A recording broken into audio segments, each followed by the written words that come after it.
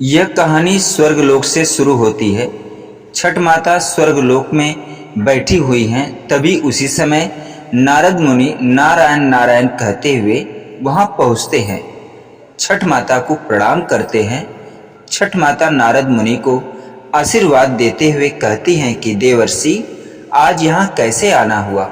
नारद मुनि बड़े विनम्र भाव से कहते हैं, माता आपके दर्शन की मन में अभिलाषा हुई और मैं चले आया। परंतु शब्द यह कहकर नारद मुनि चुप हो जाते हैं। तब छठ माता कहती हैं, परंतु क्या देवर्षि।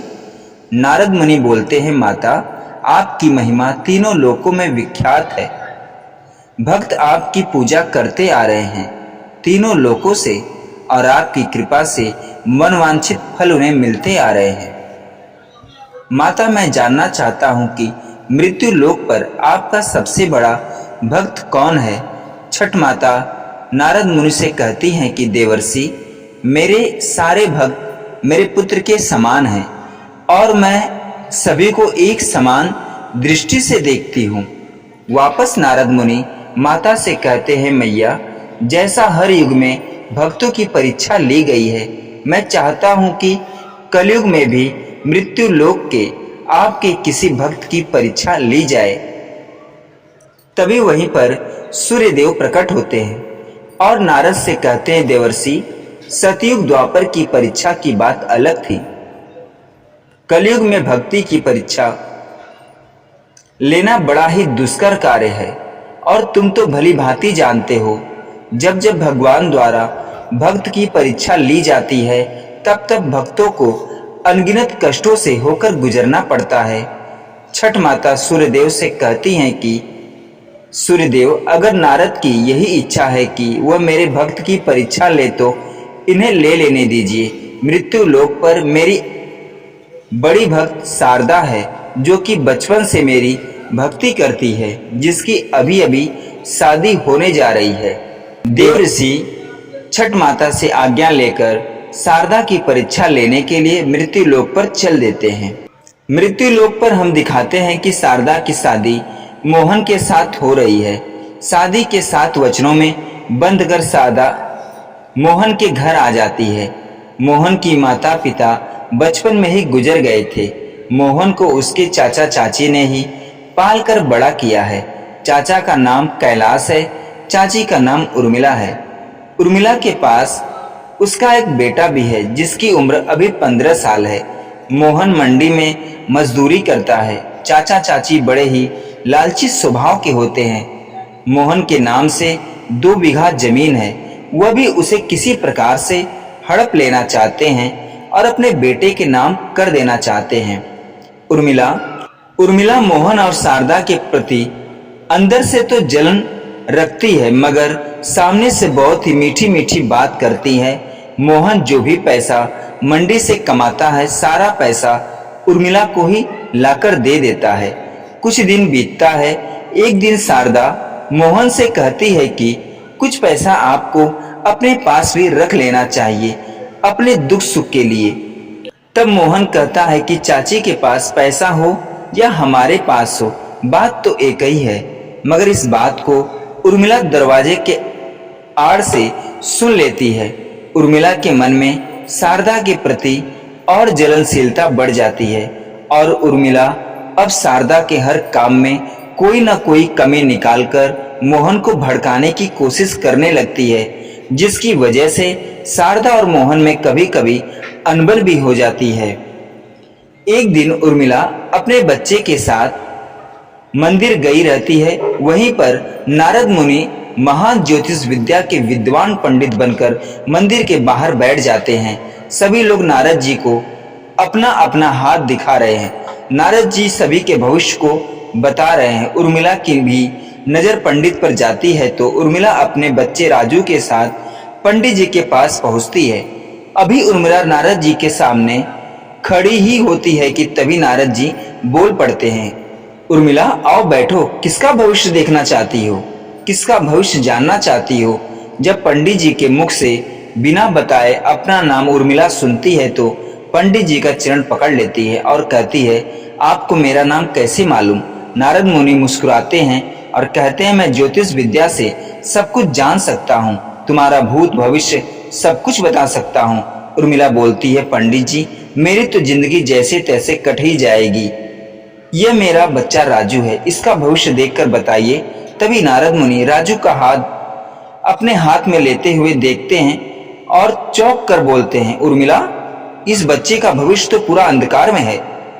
इसके ऊपर तो घोर संकट के बादल मंडराने वाले हैं। उर्मिला कहती है, बाबा कोई निवारण बताइए, मैं आपके सामने हाथ जोड़ती हूँ। मेरा एक ही बेटा है, अगर इसके ऊपर कोई संकट आ गया तो मेरा क्या होगा।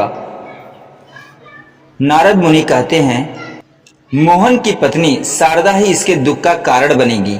अगर शारदा को अपने परिवार से तू अलग कर देगी तो इसके भविष्य को अंधकार से उजाले में लाया जा सकता है और इसके ऊपर जो संकट के बादल मंडरा रहे हैं उसे हमेशा हमेशा के लिए हटाया जा सकता है। पंडित जी की बात मानकर शारदा अपने घर जाती है। यह बात अपने पति से बताती है कि पंडित जी ने ऐसी ऐसी बात कही है। पूरी रात उर्मिला शारदा को घर से बाहर निकालने के लिए षड्यंत्र रचती है। आखिरकार उर्मिला अपने षड्यंत्र में सफल भी होती है। अपने सोने की सिकड़ी के चोरी का इल्जाम शारदा पर लगा देती है। शारदा बार बार सभी के सामने हाथ जोड़कर कहती है कि मैंने चाची की सिकड़ी नहीं ली है।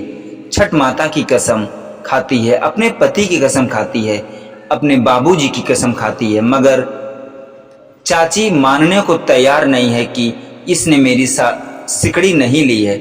मामला यहाँ तक पहुँच जाता है कि उर्मिला मोहन से कह देती है कि तू अभी का अभी मेरे घर से निकल जा, नहीं तो मैं अपना और अपने राजू का एक साथ हम दोनों जान दे देंगे। मोहन कहता है, चाची आप ऐसा कुछ भी नहीं करोगी।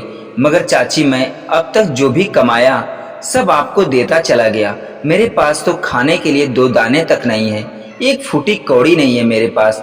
मैं इस हाल में कहाँ जाऊंगा, कहाँ रहूंगा चाची। उर्मिला कहती है, मैं कुछ नहीं जानती, तेरे बाप का बनाया पुराना मकान है ना, और हाँ तेरे नाम 2 बीघा जमीन भी तो है। मोहन शारदा कैलाश और उर्मिला का पैर छूते हैं। आंखों में आंसू लिए वहां से अपने पुराने घर की तरफ मोहन शारदा के साथ चल देता है। छठ माता यह सब लीला देख रही हैं। नारद मुनि मन ही मन मुस्कुरा रहे हैं कि मैं अपने कार्य में सफल हो रहा हूं। मोहन अब अपने पुराने घर में शारदा के साथ आ गया है। मोहन बहुत परेशान है। शारदा मोहन को समझाती है कि आप चिंता ना करिए, छठ माता है ना, वो सब ठीक कर देंगी, मुझे उन पर पूरा भरोसा है। शारदा और मोहन दोनों मिलकर किसी तरह से अपना जीवन यापन करने लगते हैं, अपने खेत में काम करने लगते हैं। 2 वक्त की रोटी उन्हें आराम से मिलने लगती है। धीरे धीरे कुछ महीना बीतता है। छठ का त्योहार आता है। शारदा छठ माता का व्रत रखी हुई है।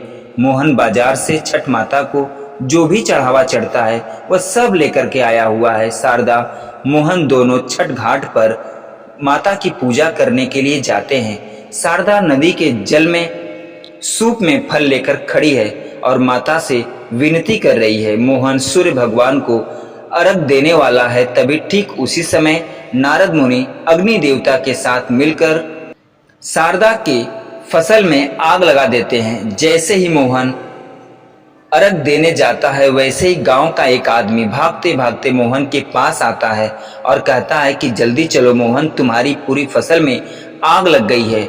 अगर तुम जल्दी नहीं चले तो पल भर में तुम्हारी पूरी फसल जलकर राख हो जाएगी।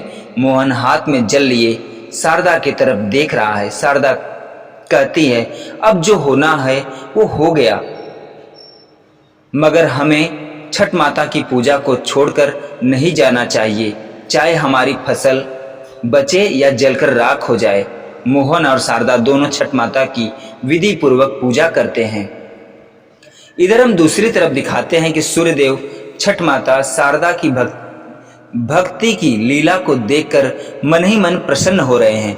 छठ पूजा करने के बाद जब मोहन शारदा अपने खेत में जाते हैं तो वह देखते हैं कि उनकी फसल पूरी तरह से जलकर राख हो गई है। यह देख मोहन और शारदा की आंखों में आंसू भर आते हैं। शारदा कहती है कि इस फसल से हम 2 वक्त का खाना पूरे साल खा सकते थे। मोहन शारदा से कहता है कि होने को भला कौन टाल सकता है। शारदा मोहन दोनों घर आते हैं, फिर किसी तरह से दुख सुख में अपना जीवन काटने लगते हैं। घर में इतनी गरीबी रहती है कि कभी कभी एक ही वक्त के खाना मिल पाता है। कभी तो ऐसा समय आता है कि शारदा खाना बना रही होती है और सिर्फ एक ही आदमी के लिए खाना बन पाता है। शारदा बिना खाए सो जाती है। मोहन से कहती है कि दवा खानी थी, इसलिए मैंने खाना आपसे पहले खा लिया, मगर शारदा तो पानी पीकर सोती है। यह सब लीला छठ माता देख रही हैं और नारद मुनि यह सब देखकर अपने साथ के देवताओं के साथ मन ही मन बहुत खुश हो रहे हैं। धीरे धीरे समय बीतता है। 6 महीने बाद एक दिन शारदा की तबीयत बहुत खराब होती है। शारदा के इलाज में मोहन के ऊपर जमींदार के बहुत कर्ज हो जाते हैं, मगर शारदा ठीक हो जाती है। शारदा के ठीक हो जाने के बाद भी मोहन का दुख दूर नहीं होता। कर्जदारों की घर पर लाइन लग जाती है। मोहन को अपने 1 बीघा जमीन कर्ज चुकाने के लिए बेचने पड़ जाती है। वह जमीन कोई और नहीं बल्कि जमींदार से मिलकर चाचा चाची ही खरीद लेते हैं। अब तो धीरे धीरे मोहन और शारदा और भी गरीब हो गए हैं, दाने दाने के लिए मोहताज हो जाते हैं। मोहन वापस मंडी में काम करने लगता है, मेहनत मजदूरी करने लगता है। एक दिन किसी काम से शारदा मोहन के साथ मंडी में जाती है। मंडी के मालिक की नजर शारदा पर पड़ती है तो वह उसकी खूबसूरती को देखकर अपने आप को रोक नहीं पाता। वह शारदा को वासना की नजरों से देखने लगता है और उसे पाने की चाह रखता है। मोहन के न रहने पर मंडी का मालिक कभी कभी शारदा के घर भी आता है और शारदा को लालच देता है कि एक बार वह उसकी बन जाए तो उसके सारे दुखों को दूर कर देगा, उसे 9 लाख हार देगा, लाखों रुपए देगा। शारदा अपने चरित्र की बड़ी ही पवित्र रहती है। शारदा मालिक को घर से धक्के मारकर निकाल देती है। कहती है कि आप मेरे घर आते थे तो मुझे लगता था कि आप मुझे बेटी की नज़र से देखते हैं। अगर मुझे पहले ही पता होता कि आपकी नज़र मेरे प्रति गंदी है तो मैं आपको पहले दिन ही ये धक्के मारकर निकाल दी होती। शारदा की बात को सुनकर मालिक भी शारदा को चेतावनी देकर जाता है कि एक दिन तुझे अपने बिस्तर पर मैं सुला कर रहूंगा। ठीक उसी समय चाची मंडी मालिक को शारदा के घर से जाते हुए देख लेती है तो वह शारदा को कई प्रकार के ताने भी मारती है। यहाँ तक कि मोहन से भी वह कहती है कि तेरे ना रहने पर मंडी का मालिक तेरे घर आता जाता है। मोहन को अपनी शारदा पर पूरा विश्वास है, इसलिए चाची की बात को मोहन इग्नोर कर देता है। धीरे धीरे समय का चक्र आगे बढ़ता है। शारदा पेट से हो जाती है। उधर दूसरी तरफ मंडी मालिक चाचा और अपने आदमियों से मिलकर मोहन को चोरी के इल्जाम में फंसाने की कोशिश करने लगता है। कुछ दिन और बीतता है। शारदा अब अपने बच्चे को जन्म देने वाली है। ठीक उसी समय 2 दिन में जन्म देने वाली है कि मंडी का मालिक अपनी चाल में, अपने षड्यंत्र में कामयाब हो जाता है। मोहन को चोरी के इल्जाम में फंसा देता है। मोहन को पुलिस पकड़कर ले जाने लगती है। शारदा दोनों हाथ जोड़कर पुलिस के सामने खड़ी है, आंखों में आंसू लिए कहती है कि मेरे पति निर्दोष हैं। मगर पुलिस वाला शारदा की एक नहीं सुनता है, मोहन को लेकर चला जाता है। मोहन के चले जाने के बाद शारदा छठ माता को याद करते हुए पूरी रात रोती है और कहती है कि छठ माता, आप तो पति पुत्र दोनों को जीवन दान देती हैं। माता, मैंने जब से होश संभाला है तब से आपकी पूजा की। मेरी माँ तो बचपन में ही मुझे छोड़कर स्वर्ग चली गई। मैं तो आपको ही अपनी माँ मानती हूँ माता, फिर मेरे साथ ऐसा क्यों हो रहा है माता? मेरी ऐसी क्या भूल हुई है माता कि जिसकी आप मुझे इतनी बड़ी सजा दे रही हो? दूसरे दिन वह थक हार कर वापस मंडी मालिक के पास जाती है और अपने पति को छुड़वाने के लिए मालिक के सामने गिड़ाती है। मालिक कहता है कि तू मेरी शर्त को मान ले तो मैं तेरे पति को छुड़वा दूंगा, अगर तू नहीं मानी तो तेरा इससे भी बुरा हाल होने वाला है। शारदा बार बार मंडी मालिक के सामने गुहार लगा रही है, मगर मंडी मालिक को शारदा पर दया नहीं आती है। मंडी मालिक कहता है कि तेरे पति ने मुझसे इतने कर्ज लिए हैं और मेरे मंडी से इतनी की चोरी की है कि अगर तूने मेरी बात नहीं मानी तो कल मैं तेरा घर, जमीन सब कुछ ले लूंगा। और मंडी का मालिक वही करता है। दूसरे दिन शारदा को वह घर से निकाल देता है, उसकी जमीन पर कब्जा कर लेता है। और आज ही के दिन छठ पूजा भी रहती है। शारदा छठ का व्रत रखी है। शारदा बार बार छठ माता को याद करके रो रही है। नारद मुनि वरुण देव से मिलकर खूब वर्षा करा रहे हैं। पवन देव तूफान आंधी ला रहे हैं। शारदा भागती हुई छठ माता के घाट के तरफ जा रही है। उसे भरोसा है कि छठ माता ही मेरी रक्षा करेंगी। पीछे पीछे वो वासना से भूखा मालिक भी उसका पीछा कर रहा है। आंखों में आंसू लिए शारदा गुहार लगा रही है, हे छठ माता मेरी रक्षा करो, मेरे बच्चे की रक्षा करो, हे छठ माता मेरी रक्षा करो। शारदा डिलीवरी के कगार पर है। भागते भागते शारदा छठ घाट पर जाकर गिर जाती है। छठ माता सूर्य देव को अब शारदा की चिंता हो रही है। छठ माता बेचैन हो रही है शारदा की रक्षा करने के लिए। सूर्य देव भी बेचैन हो रहे हैं कि कब माँ का आदेश मिले और शारदा को के सारे दुखों को पल भर में हर लें। एक तरफ हम दिखाते हैं कि चाची का लड़का राजू की तबीयत बहुत सीरियस हो रही है। ऐसा प्रतीत हो रहा है कि राजू के अभी अभी प्राण निकल सकते हैं। चाचा चाची सभी काफी परेशान हैं। इधर भागते हुए शारदा छठ घाट तक पहुंचती है और बेहोश हो जाती है। यह देख सूर्य देव से रहा नहीं जाता। वो क्रोधित हो उठते हैं और तुरंत शारदा को बचाने के लिए शारदा के पास प्रकट होते हैं। यह देख नारद मुनि भी इंद्रदेव, वरुण देव, पवन देव, अग्निदेव के साथ वहां प्रकट होते हैं। सूर्यदेव कहते हैं बस नारद मुनि, बहुत परीक्षा आपने ले ली। नारद मुनि कहते हैं परंतु आप हमारी परीक्षा में विघ्न डाल रहे हैं सूर्यदेव, यह आप नहीं कर सकते। सूर्यदेव ईश्वर भगवान सूर्य कहते हैं मैं क्यों नहीं कर सकता, मैं जगत पिता हूँ, अपनी संतान को एक पिता कष्ट में नहीं देख सकता। अगर अब शारदा की किसी ने किसी भी प्रकार की परीक्षा ली तो मुझसे युद्ध करना होगा। मामला बहुत गंभीर हो जाता है। तभी वहीं पर छठ माता प्रकट होती हैं।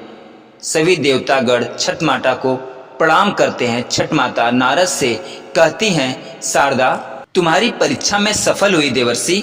आपके द्वारा इतने कष्ट देने के बाद भी शारदा का विश्वास मेरे पर से कभी अडोल नहीं हुआ और ना ही उसने अपने पति व्रत को भंग किया। इसलिए मेरी सच्ची भक्ति के साथ साथ वो बिल्कुल पवित्र है। आपकी परीक्षा पूर्ण हुई। नारद मुनि कहते हैं जैसी आपकी आज्ञा माता। नारद मुनि सभी देवताओं के साथ अंतर ध्यान हो जाते हैं। नारद मुनि वही पंडित का वेश धरकर उर्मिला कैलाश के घर पहुंचते हैं और कहते हैं कि तुम इसी समय छठ घाट पर चली जाओ और शारदा से माफी मांग लो, तुम्हारा बच्चा ठीक हो जाएगा। कैलाश और उर्मिला अपने राजू को लेकर छठ घाट के लिए चल देते हैं। इधर शारदा को होश आता है। छठी माता शारदा को दर्शन देती हैं। शारदा सही सलामत छठ घाट पर ही अपने बच्चे को जन्म देती है। एक तरफ हम दिखाते हैं कि मोहन को रिहाई हो गई है। वह भी वहां पहुंचता है। शारदा मोहन और अपने बच्चों को एक साथ देखकर छठ माता को बार बार धन्यवाद देने लगती है, कोटि कोटि प्रणाम करने लगती है। राजू को लेकर उर्मिला कैलाश छठ घाट पर पहुंचते हैं और शारदा से माफ़ी मांगते हैं। शारदा उन्हें माफ़ कर देती है और छठ माता से कहती है माता राजू की तबीयत पहले की तरह बिल्कुल ठीक हो जाए। शारदा के यह कहते ही छठ माता राजू की तबीयत को ठीक कर देती हैं। छठी माता शारदा को आशीर्वाद देकर अपने धाम चली जाती हैं। छठी माता की जय, छठी माता की जय का जयकारा पूरे घाट पर गूंजने लगता है और सभी लोग हंसी खुशी छठी माता का पूजा करके अपने अपने घर के तरफ चले जाते हैं। यहीं से कहानी समाप्त होती है।